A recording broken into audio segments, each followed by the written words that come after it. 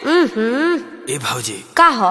जौन तोहर शादी में गईल रही हाँ? अब मड़वा पर जो गाड़ी देत रहे के? वो तोर बहिन ना तो? जेसीबी के मशीन रहे। अरे बा अब बड़ी कोड़ कोड़ के गाली देले बिया। ओकर चेहरा हमारा आँखी से उतरत नहीं के। अच्छा ए भौजी का? अब तू ही कोनो उपाय लगावा।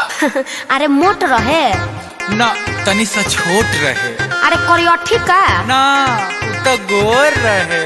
अच्छा नटुरी ना तो चटुरी रहे, चाट खात रहे।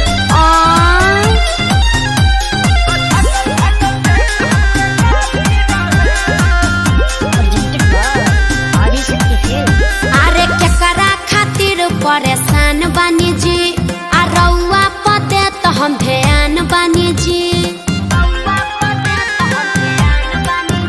अरे केकरा खातिर परेशान बानी जी, आ रउआ पते तो हम ध्यान बानी जी।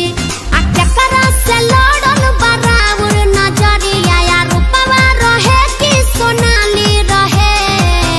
अरे बताएब तब नु हम जानब देवर जी। तो सुन, हाथे माइक मुंह में ओकरा गाली रहे, आ ओठे उतल दूधवा के छाली रहे।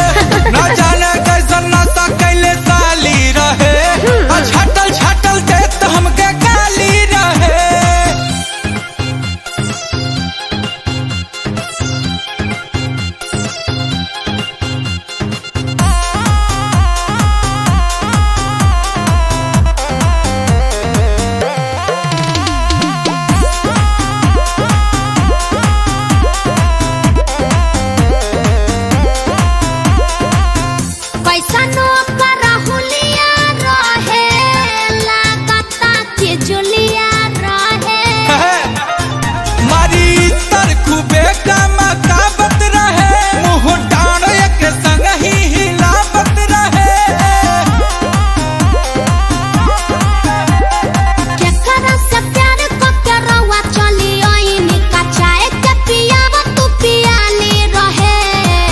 तो कॉफी पीते। अच्छा हाथे माइक मुंह में ओकरा गाली रहे, हाँ। ओठे उतल दूधवा के छाली रहे।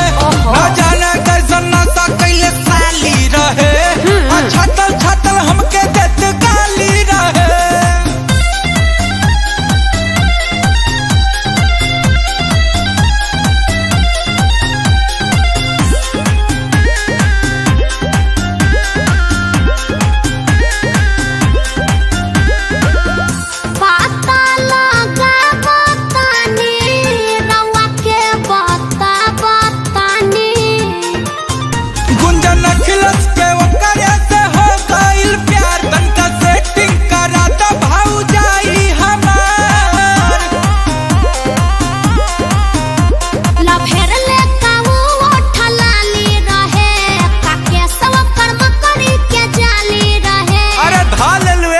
रुको ना कुछ सोचा तनी। सोचा हाथे माइक मुंह में ओकरा गाली रहे, ओठे उतल दूधवा के छाली रहे।